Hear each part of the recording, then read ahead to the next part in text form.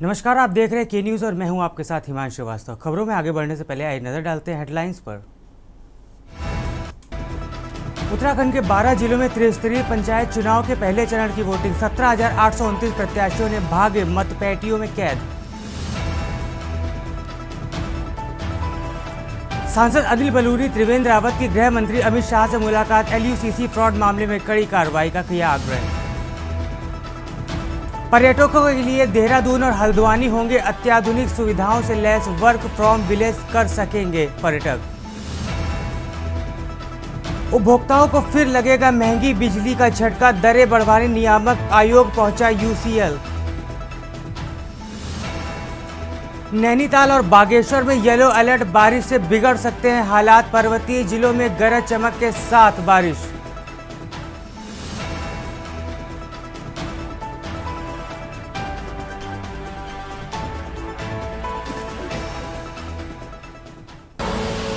आप देख रहे हैं के न्यूज, खबरों का सारथी।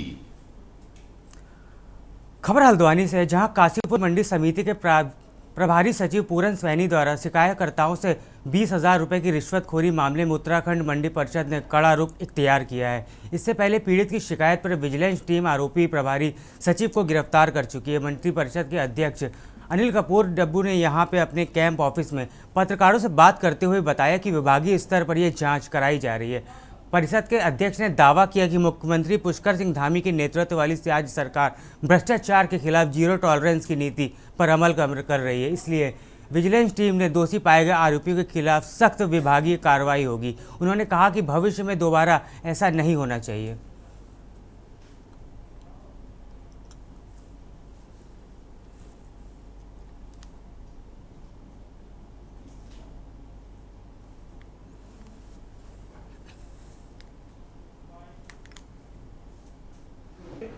मुख्यमंत्री धामी जी के नेतृत्व में इस प्रदेश में भ्रष्टाचार किसी की नजर बर्दाश्त नहीं होगा। और जो मंडी के प्रभारी सचिव और निश्चित रूप से मंडी में क्या रखा है कि हमारा कोई कर्मचारी अधिकारी अगर कहीं गड़बड़ करता है तो तुरंत उसके खिलाफ एक्शन होना चाहिए। और जैसे मंडी का आया तो हमने निर्णय लिया कि हम और कठोर कदम उठाएंगे जिससे भविष्य में ऐसी घटनाक्रम ना हो। इसलिए हमने एक जांच कमेटी बनाई है और निर्देश दे दिए हैं। हमारे अधिकारी बीच में छापे मारेंगे। वो बड़ा क्षेत्र मंडी 22 मंडियाँ हैं। हमारे अधिकारी जगह छापे मारेंगे और जगह के निश्चित रूप से हाँ इंक्रोचमेंट है वहाँ रहेंगे। जहाँ भी हमको कदम उठाना पड़ेगा और जो मौके पर पकड़ा जाएगा उसके खिलाफ तुरंत कार्रवाई की जाएगी। उत्तराखंड STF ने अवैध अधिकारों की तस्करी के खिलाफ बड़ी कार्रवाई करते हुए 8 ऑटोमेटिक पिस्टल और 1 मैगजीन के साथ एक अंतर्राज्यीय तस्कर को गिरफ्तार किया है। पकड़ा गया आरोपी रुद्रपुर के बागवाला क्षेत्र का रहने वाला है, जो पूर्व में हथियार तस्करी के मामले में जेल जा चुका है। STF और रुद्रपुर पुलिस की संयुक्त कार्रवाई में आरोपी को गिरफ्तार किया गया। तफ्तीश में पता चला है कि आरोपी अंतर्राष्ट्रीय नेटवर्क के जरिए मध्य प्रदेश से हथियार मंगवा रहा था। STF के मुताबिक पंचायत चुनाव के दौरान हथियारों की संभावित सप्लाई को देखते हुए पूरे प्रदेश में सघन अभियान चलाया जा रहा है।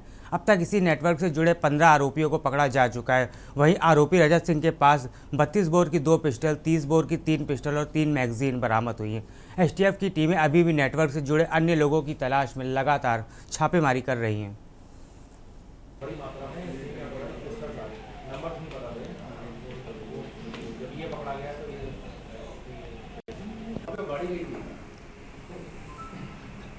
गाड़ी पे ही लेके आए हैं, इसको ड्रॉप किया था। इसके अभियुक्त खजान सिंह को रुद्रपुर बस स्टैंड के पास से अरेस्ट किया गया है STF द्वारा और इसकी कस्टडी से 8 सेमी ऑटोमेटिक पिस्टल बरामद हुए हैं, जिसमें कि 32 बोर के और 30 बोर के हैं। और जिससे पूछताछ हुई है इसके द्वारा ये बताया गया है कि 4 लोग थे जो कि मध्य प्रदेश बुरहानपुर गए थे और वहाँ पे एक सरताज सिंह नाम के व्यक्ति से इन्होंने ये पिस्टल खरीदे और उसको लेके आए और यहाँ पे ये बेचने की फिराक में थे।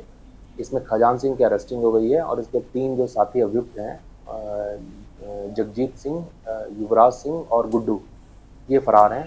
तो इनको पुलिस लोग प्रयास कर रहे हैं अरेस्ट करने के लिए।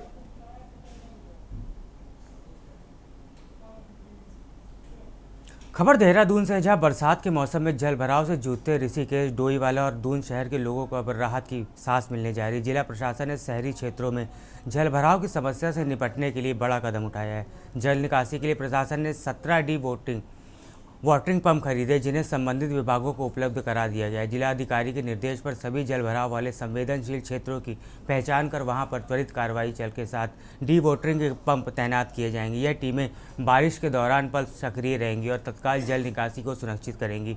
प्रशासन ने पहले ही ISBT क्षेत्र में जल भराव की समस्या का स्थायी समाधान कर चुका है। अब इसी तर्ज पर बाकी प्रभावित इलाकों में भी योजनाबद्ध तरीके से इसका कार्य किया जा रहा है। DM का स्पष्ट निर्देश है कि किसी भी क्षेत्र में जल भराव की स्थिति पैदा नहीं होनी चाहिए। उन्होंने कहा है कि जल निकासी की तैयारी पूरी होनी चाहिए और सभी अधिकारी अलर्ट मोड पर रहें।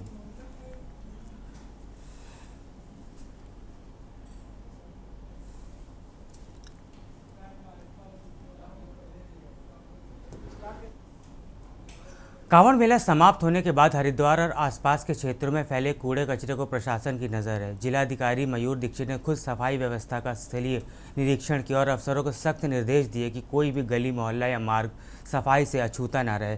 DM ने साफ कहा है कि कांवड़ यात्रा के दौरान हज़ारों टन कचरा इकट्ठा हुआ है, जिसे मिशन मोड में साफ किया जाना है। ग्रामीण क्षेत्रों से लेकर शहरी इलाकों तक हर जगह सफाई कर्मी जुटे हुए हैं और प्रशासन ने अगले 48 से लेकर 72 घंटे के भीतर पूरे हरिद्वार को स्वच्छ करने का दावा किया है। DM ने अपील किया है कि आम लोग भी सहयोग करें ताकि हरिद्वार की छवि स्वच्छ तीर्थ नगरी के रूप में बनी रहे।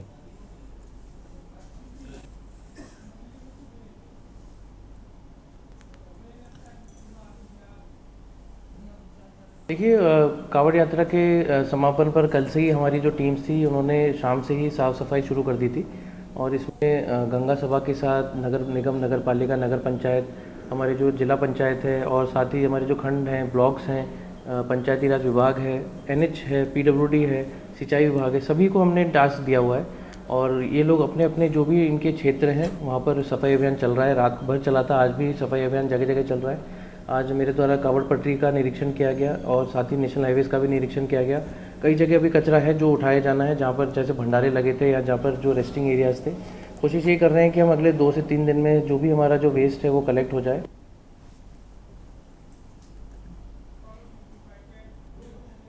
उत्तराखंड में एक बड़ा घोटाला सामने आया है, जिसमें राष्ट्रीय छात्रवृत्ति पोर्टल के माध्यम से किए गए फर्जीवाड़े और छात्रवृत्ति राशि को गबन के गंभीर मामले का मुख्यमंत्री पुष्कर सिंह धामी ने संज्ञान लिया है, जिस पर धामी सरकार का सख्त नज़र आ रही है। मुख्यमंत्री पुष्कर सिंह धामी ने इस प्रकरण की गंभीरता को देखते हुए विशेष जांच टीम SIT के गठन के निर्देश दिए। प्रारंभिक जांच के बाद यह सामने आया है कि कुछ मदरसे, संस्कृत विद्यालय और अन्य शिक्षण संस्थानों ने फर्जी दस्तावेजों के जरिए अल्पसंख्यक छात्रवृत्ति प्राप्त की है। इस प्रकार के मामले को लेकर मदरसा बोर्ड के अध्यक्ष मुफ्ती समन कासूफी का बयान भी सामने आया है, जिससे उन्होंने सरकार की कार्रवाई का समर्थन करते हुए कहा है कि इससे निश्चित तौर पर सकारात्मक परिणाम आएंगे।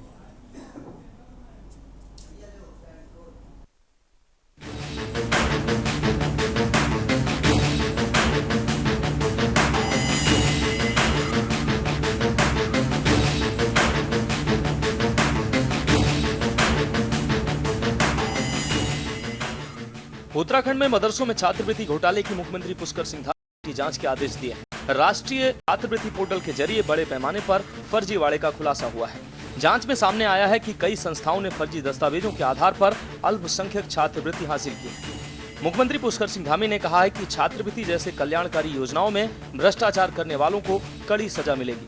अल्पसंख्यक कार्य मंत्रालय द्वारा संचालित है, जिसके तहत कक्षा 1 से लेकर उच्च स्तर तक के छात्रों को फीस और भत्तों के रूप में वित्तीय सहायता मिलती है। योजना का उद्देश्य अल्पसंख्यक छात्रों को शिक्षा में प्रोत्साहन देना है। वहीं इस मामले में उत्तराखंड मदरसा शिक्षा परिषद के अध्यक्ष मुफ्ती समून कासमी ने मुख्यमंत्री के इस निर्णय का स्वागत किया है और कहा है कि जिन लोगों ने भ्रष्टाचार किया है उसकी जांच के बाद उनको सजा भी दिलाई जाए। मदरसा बोर्ड के अध्यक्ष मुफ्ती समून कासमी ने CM धामी के SIT गठन के आदेश का समर्थन किया। उन्होंने कहा कि मुख्यमंत्री पुष्कर सिंह धामी की ओर से आज SIT गठित करने का निर्देश अत्यंत सराहनीय है और स्वागत योग्य है। यह एक ऐसा कदम है जिसके बहुत सकारात्मक परिणाम निकलेंगे। मुख्यमंत्री पुष्कर सिंह धामी के पिछले 4 साल निष्पक्षता और ईमानदारी से भरे रहे। उन्होंने कहा कि धामी सरकार ने किसी भी योजना में किसी वर्ग को वंचित नहीं किया है। कई अन्य स्थानों पर भी जो है लोग रहकर जो छात्रों को मिलने वाली छात्रवृत्ति है उसको गलत तरीके से उन्होंने विड्रॉल किया है और जो संस्थान है नहीं, ऐसे संस्थानों के नाम रख दिए गए हैं। अल्पसंख्यक कल्याण विभाग से संचालित होना उनको दिखाया है और उसमें सरस्वती विद्या मंदिर जैसे नाम कभी हो ही नहीं सकते उसमें। इसलिए जांच हमने अभी प्रस्तावित की है और इसमें जो भी दोषी पाए जाएंगे उनके खिलाफ सख्त कार्रवाई की जाएगी। शिक्षा के क्षेत्र में इस प्रकार की छात्रवृत्तियों में घोटाला होना बहुत गंभीर विषय है और मुझे लगता है कि इसमें इतनी सख्त कार्रवाई होगी कि आगे आने वाले समय में कोई भी इस प्रकार की घटना की पुनरावृत्ति नहीं करेगा, छात्रों का हक नहीं मारेगा। सर, सरकार ने एक फैसला लिया था कि कांवड़ रूट पे देखिए, माननीय मुख्यमंत्री श्री पुष्कर सिंह धामी जी एक तो न वो करप्शन से समझौता करते हैं और ना ही वो बच्चों के साथ कहीं खिलवाड़ हो, इसके लिए वो कहीं भी कोई कंप्रोमाइज़ नहीं करते हैं। मैं माननीय मुख्यमंत्री पुष्कर सिंह धामी जी के इस फैसले का अभिनंदन करता हूं, स्वागत करता हूं और एसआईटी जांच का जो आदेश दिया है वो बहुत न्याय संगत है। इससे ये भी क्लियर हो जाएगा कि हमारी निष्पक्षता और गैर जानिबदारी साबित होगी कि जो भी उसमें लिप्त पाए जाएंगे, क्योंकि मदरसे या विद्यालय वो एक ऐसे छात्रों का निर्माण करते हैं जो समाज में जाकर के समाज की सेवा करें। अगर कहीं मदरसों या विद्यालयों के अंदर ऐसा करप्शन पाया जाता है वो क्षम्य नहीं है। इसी तरह से हमने बिल्कुल ये तय किया है कि जो भी जांच के उपरांत जो रिपोर्ट आएगी, हम उन मदरसों को सबसे पहले उनकी मान्यता को सस्पेंड करेंगे, निलंबित करेंगे और जरूरत पड़ी तो सस्पेंड नहीं बल्कि खत्म करेंगे। आपको बता दें कि मदरसों व अल्पसंख्यक स्कूलों में केंद्र सरकार द्वारा दी जाने वाली छात्रवृत्ति धांधली में सरस्वती शिशु मंदिर उधम सिंह नगर को अल्पसंख्यक विद्यालय दर्शाते हुए यहां पढ़ने वाले 154 बच्चों के लिए छात्रवृत्ति का आवेदन किया गया है, जिसके संचालक मोहम्मद अतीक हैं। मुख्यमंत्री पुष्कर सिंह धामी ने इस चौंकाने वाले प्रकरण के संज्ञान में आते ही इसकी गहनता से जांच के आदेश दिए, जिस पर विशेष सचिव अल्पसंख्यक कल्याण डॉक्टर पराग मधुकर धकाते ने इसकी जांच जिला अल्पसंख्यक कल्याण अधिकारी उधम सिंह नगर नंदिनी सिंह को सौंपी है। उन्हें 2 सप्ताह में इसकी रिपोर्ट सौंपने को कहा गया है। इस विषय पर केंद्र सरकार के साथ भी संवाद किया जा रहा है। आपको बता दें कि समाज कल्याण विभाग ने कुछ समय पहले उधम सिंह नगर जिले में वर्ष 2021-22 और वर्ष 2022-23 के लिए राष्ट्रीय पोर्टल पर अल्पसंख्यक छात्रवृत्ति आवेदकों की प्रामाणिकता जांचने के लिए 796 बच्चों के दस्तावेजों के बारे में जानकारी मांगी। इनमें से 6 मदरसों व शिक्षण संस्थानों में पढ़ने वाले 456 बच्चों के बारे में जानकारी संदिग्ध पाई गई है। ऐसे में मुख्यमंत्री ने इनकी जांच, इनमें काशीपुर की नेशनल एकेडमी JMYIHS में पढ़ने वाले 125 मुस्लिम छात्रों और इसके संचालक गुलसफा अंसारी मदरसा अल जामिया अल मदरिया के 127 बच्चों के दस्तावेज और उनके संचालक मोहम्मद फैजान का सत्यापन किया जाएगा। मुख्यमंत्री ने इसके साथ ही मदरसा अलबिया रफीकुल अलूम घनसारा बाजपुर के संचालक जावेद अहमद और यहाँ के 39 बच्चों, गदरपुर में जावेद अहमद द्वारा ही संचालित मदरसा जामिया आलिया और यहाँ के 29 बच्चों और मदरसा जामिया राजुल उलूम के 85 बच्चों के दस्तावेज और संचालक इरशाद अली का सत्यापन करने के निर्देश दिए हैं। राज्य में राष्ट्रीय छात्रवृत्ति पोर्टल पर दी गई आवेदकों की जानकारी संदेहजनक प्रतीत हुई है, जिसमें सरस्वती शिशु नाम से छात्रवृत्ति का प्रकरण सामने आया है। इसकी जांच के लिए विशेष सचिव अल्पसंख्यक कल्याण को निर्देश दिए गए हैं। वहीं प्रदेश की विपक्षी पार्टियों ने बीजेपी सरकार पर एक बड़े भ्रष्टाचार का आरोप आप में हतप्रभ करने वाला है कि सरस्वती शिशु मंदिर को भी अल्पसंख्यक आयोग के जो वजीफा है उससे फायदा पहुंचाया गया है और कहीं ना कहीं अधिकारी और कर्मियों की नाक के नीचे, सफेद पोशों के नाक के नीचे ये इतना बड़ा करोड़ों का घोटाला अंजाम ले रहा था। तो क्या कर रहे थे सब लोग? एक तरफ धामी जी कहते हैं कि उनके राज में भ्रष्टाचारियों पर चोट की जा रही है, हम तो दूसरा सवाल कर रहे हैं धामी जी से कि आप ही के राज में जिस पत्थर को उठाओ उसके नीचे से भ्रष्टाचारी निकल रहा है। बरसात और बाढ़ कैसे आ गई है भ्रष्टाचारियों की या अपराधियों की या बलात्कारियों की, ये समझ से परे है कि क्यों आपके शासन का या आपका कोई डर या भय किसी के अंदर दिखाई नहीं पड़ रहा है। अगर शासन में दम होता, अगर आप वाकई धाकड़ होते तो फिर अपराधी जो है उनके मंसूबे इतने मजबूत होते ही नहीं। ये भ्रष्टाचार है और मैं ये समझता हूँ कि सरकार एक तरफ से ये कहती है कि हम संविधान को नहीं मानेंगे, हम तो ये सब ठीक से सही दुरुस्त लेकर आएंगे और खास तौर पर उत्तराखंड में जो बीजेपी की वर्तमान सरकार है वो तो कहते हैं हमारा ये भ्रष्टाचार पर 0 टॉलरेंस है, लेकिन इससे स्पष्ट होता है कि ये भ्रष्टाचारी हैं और ये किसी में भी ये जो है भ्रष्टाचार को नहीं छोड़ेंगे। उत्तराखंड का कोई विभाग हो, कोई स्कूल हो, कोई भी संस्था हो, हर जगह से ये भ्रष्टाचार में लिप्त हैं और ये भ्रष्टाचार मुक्त कभी हो नहीं सकते। ये तभी हो सकते हैं जब बीजेपी और कांग्रेस को छोड़कर कोई अन्य क्षेत्रीय दल उत्तराखंड क्रांति दल सत्ता में आएगा तो तब भ्रष्टाचार मुक्त होगा। देखिए, छात्रवृत्ति घोटाले के प्रकरण पर बहुत सारे अधिकारी निलंबित हुए हैं, बहुत सारे अधिकारियों को जेल भी हुई है और जो लोग उसमें लिप्त थे उनके विरुद्ध मुकदमा दर्ज किया गया है और ये सभी के संज्ञान में है कि वो न्यायालय से बेल पर कई लोग चल रहे हैं। न्यायिक प्रक्रियाओं के तहत प्रक्रिया इस समय गतिमान है और हमारी सरकार जो अभी तक की जितनी भी गतिविधियां हुई हैं, जितने भी घटनाक्रम हुए हैं, सभी घटनाक्रम में सरकार ने गंभीरता से लेते हुए कड़ी से कड़ी कानूनी कार्रवाई करने का प्रयास किया है। आपको बता दें कि केंद्र सरकार की ओर से उपलब्ध कराए गए 2021-22 और 2022-23 सत्र के आंकड़ों के अनुसार राज्य की कुल 92 संस्थाएं संदेह के घेरे में हैं। इनमें से 17 संस्थाओं के खिलाफ प्राथमिक जांच में छात्रवृत्ति गबन की पुष्टि हुई है। इन संस्थाओं में कुछ मामलों में विद्यालयों की संख्या, पहचान पत्र और निवास संबंधी दस्तावेज फर्जी पाए गए हैं। उधम सिंह नगर जिले में सरस्वती शिशु मंदिर हाई स्कूल, रुद्रप्रयाग में वासु केदार संस्कृत महाविद्यालय जैसे संस्थानों में अनियमितता पाई गई। इसके अलावा नैनीताल, हरिद्वार और अन्य जिलों की संस्थाएं भी जांच के दायरे में हैं। अल्पसंख्यकों की छात्रवृत्ति घोटाले में सेकंड राउंड वेरिफिकेशन शुरू होने जा रहा है। इसमें उत्तराखंड के 72 कॉलेजों में पढ़ने वाले छात्रों का फिर से सत्यापन किया जाएगा। इससे पहले प्रदेश के 17 कॉलेजों में छात्रों की छात्र संख्या को लेकर फर्जीवाड़ा सामने आया था। छात्रवृत्ति घोटाले को लेकर सीएम धामी सख्त हैं। एसआईटी जांच के आदेश दिए गए हैं। खुद मुख्यमंत्री इस घोटाले को देखकर हैरान हैं। Uttarakhand desk report. फिलहाल वक्त हो चला एक ब्रेक का, जल्द लौटेंगे। आप देख रहे हैं के न्यूज, खबरों का सारथी। खबर गदरपुर से, जहां पंचायत चुनाव के मतदान को लेकर मतदाताओं में गजब का उत्साह दिखाई दे रहा है। ग्रामीण मतदाता पंचायतों की सरकार गठन के लिए सुबह से मतदान शुरू के साथ ही पोलिंग बूथ्स पर पहुंचने लगे। अपने पसंदीदा उम्मीदवारों को जिताने के लिए जोश से लबरेज कतारबद्ध मतदाता मताधिकार का इस्तेमाल करने के लिए अपनी बारी का इंतजार करते रहे। बता दें कि विकास खंड गदरपुर के अंतर्गत शामिल 40 ग्राम सभाओं में ग्राम प्रधान, क्षेत्र पंचायत सदस्य व जिला पंचायत सदस्य पदों के लिए पहले का मतदान कराया गया। वहीं राज्य निर्वाचन आयोग द्वारा निर्धारित कार्यक्रम के अनुसार ज़्यादातर मतदान केंद्रों पर सुबह 8 बजे से लेकर मतदान शुरू हुआ। विकासखंड क्षेत्र में लगभग 12-15 बजे 30% मतदान किया गया।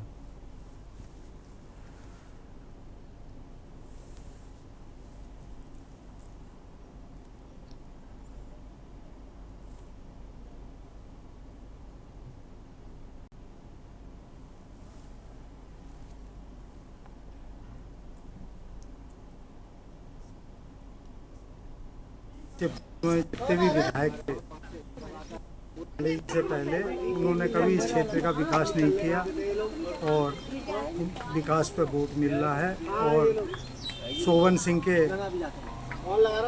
वजह से वोट मिल रहा है, क्योंकि शोभन सिंह एक सर्वप्रिय व्यक्ति था जिसको क्षेत्र की जनता काफ़ी प्रेम करती थी और हर एक के दुख सुख में काम आते थे। उसका भी नरेंद्र कोरंगा की पत्नी भावना कोरंगा को लाभ मिल रहा है। हाँ, और मुझे पूर्ण विश्वास है कि हम ज़्यादा से ज़्यादा वोटों से यहाँ से विजयी होंगे और भावना कोरंगा यहाँ से जिला पंचायत सदस्य बनेगी। की अच्छी व्यवस्था है क्योंकि इतनी गर्मी हो रही है और लोगों के लिए कुछ एक टेंट भी नहीं है। हम इतनी देर से गर्मी में खड़े, लाइन बढ़ भी नहीं, 2 घंटे हो गए हम सेम जगह खड़े हुए, इतनी गर्मी होती है। तो व्यवस्था तो खास नहीं है, पानी भी नहीं है, बट खड़े हैं। कुमार है, मैं सेक्टर मजिस्ट्रेट पर कार्य कर रहा हूँ आज और यहाँ पर वोटिंग बहुत सही चल रही है। रहा सवाल टेंट का, तो जो अधिकारियों के जो आदेश हैं उसमें जो पहले से जो व्यवस्था करी गई है उसी का हमें पालन करना है।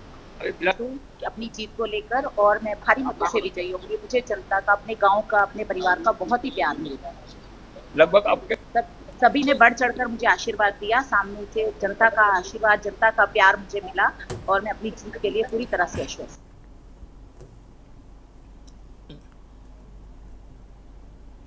खबर खटीमा से, जहां त्रिस्तरीय पंचायत चुनाव के प्रथम चरण में मतदान करने हेतु मुख्यमंत्री पुष्कर सिंह धामी अपने गृह क्षेत्र लगभग सुबह 9:30 बजे खटीमा नगला तराई पहुंचकर अपनी माता श्रीमती विष्णा देवी के संग राजकीय आदर्श प्राथमिक विद्यालय में बने मतदान केंद्र पर अपने मताधिकार का प्रयोग किया। भीषण गर्मी के बावजूद भी मतदान केंद्र पर मतदान में काफ़ी उत्साह देखा गया। इस अवसर पर मतदान करने आई स्थानीय जनता से मुलाकात कर सीएम ने उनकी कुशल क्षेम पूछी। सीएम धामी ने मतदान के उपरांत मीडिया से रूबरू होते हुए कहा कि आज उन्होंने प्रदेश में चल रहे पंचायत चुनाव के प्रथम चरण को मतदान को लेकर खटीमा स्थित नगर तराई में पंचायत चुनाव में अपनी माताजी के साथ अपने मताधिकार का प्रयोग किया है।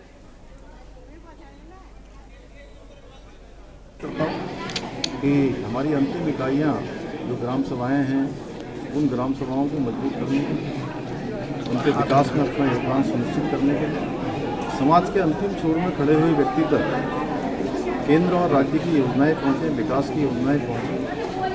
इसलिए त्रिस्तरीय पंचायत चुनाव को चुनने का ये लोकतंत्र का पर्व है। मैं सभी से अपील करता हूँ कि सभी बड़ी संख्या में आकर मतदान करें और लोकतंत्र को मजबूत करें।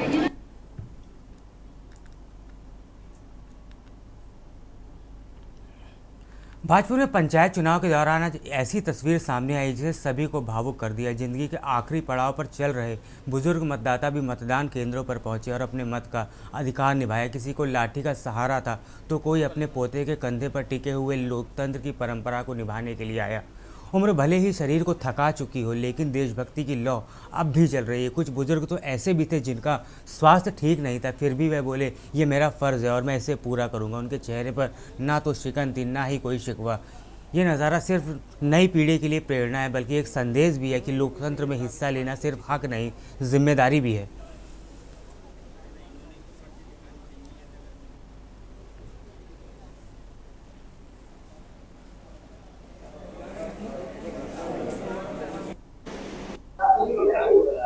किन मुद्दों को लेकर आज वोटिंग करी आपने? समाज के लिए और अपने विकास के लिए। कैसा नेता चाहते हो आप? अच्छा नेता चाहते हैं। कम से कम 50 साल हो गए। आपके साथ कौन आया आज आपके साथ? इस टाइम तो कोई नहीं आया, अकेले ही आए हैं चल कर। आँखों से बेकार हैं। बढ़िया हो, साफ सुथरा हो, अपने जिसका काम नहीं हो रहा है उसका काम होना चाहिए। गलियों का, नालियों का, मकानों का समस्याएं तो होती हैं, रहती हैं। और नई हर साल नई से नई समस्या निकल आती हैं। कोई कभी नाली की निकल आती है, कभी खरंजे की निकल आती है, कभी मकानों की लगाती है। कोई व्यक्ति अपने लैट्रिन शौचालय के लिए सोचता है।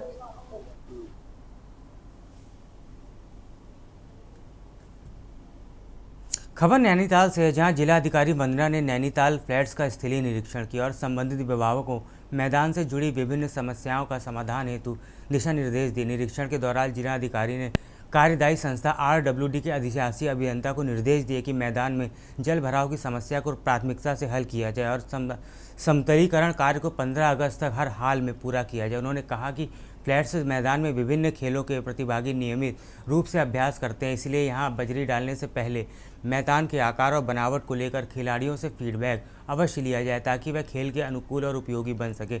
वहीं DM वंदना ने साफ शब्दों में स्पष्ट किया है कि फ्लैट्स मैदान के नैनीताल की पहचान है और एक ऐतिहासिक धरोहर भी। ऐसे में इसके सुदृढ़ीकरण के में किसी भी प्रकार की लापरवाही बर्दाश्त नहीं की जाएगी। वहीं निर्धारित समय सीमा के समस्त कार्यों का पूर्ण करने में विभागों की जिम्मेदारी भी होगी।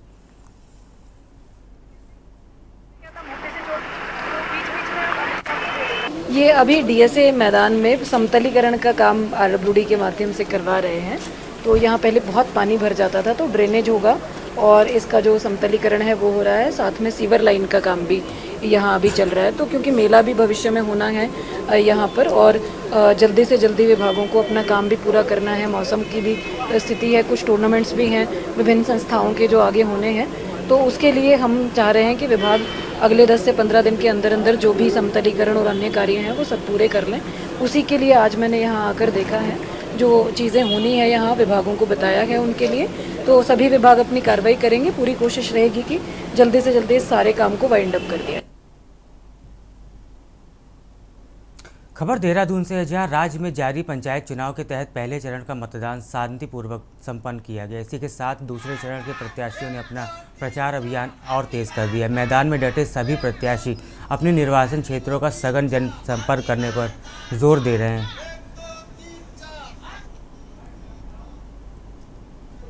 खबर उत्तराखंड में फिलहाल इतना ही। आप बने रहिए K न्यूज़ के साथ। नमस्कार।